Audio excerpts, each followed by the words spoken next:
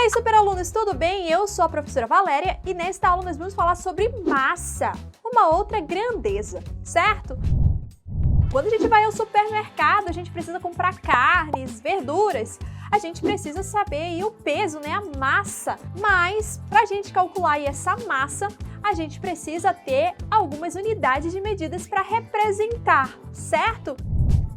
A unidade de medida principal é o grama, mas a unidade de medida padrão pelo Sistema Internacional que a gente utiliza em qualquer lugar, né, em qualquer país, é o quilograma. Vamos observar então a tabelinha aqui ao lado. Nós temos aí como uma unidade padrão, certo? O grama. Ok. E a partir do grama, a gente tem aí os seus múltiplos e os submúltiplos. Então, se você já conhece um pouquinho mais sobre grandeza, você sabe que a gente precisa representar aí grandezas com unidades de medidas menores e maiores, certo? Nem sempre o peso de um algodão, um pedacinho de algodão, vai ser o quê? De uma barra de ferro. E a gente pode representar aí a diferença entre os dois com unidades de medidas diferentes. Vamos observar quais seriam essas unidades de medidas. Vamos lá então, a gente tem o grama e como as unidades de medidas que são submúltiplos, certo? Ou seja, unidades de medidas menores, nós temos o decigrama, que é 10 vezes menor, representado aí com dg. Nós temos o centigramas, unidade de medida 100 vezes menor, e a gente representa com cg. E nós temos o miligrama, que é uma unidade de medida 1000 vezes menor, e a gente representa com mg.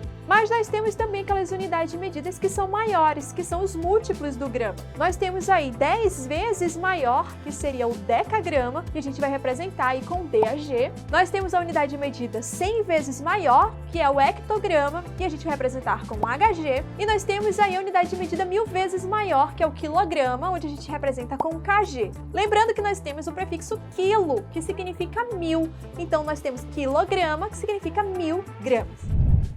Agora nós temos também uma outra unidade de medida também muito utilizada, que é o toneladas. Toneladas já é para representar uma quantidade muito grande. Tonelada significa dizer que uma tonelada tem 1000 quilogramas.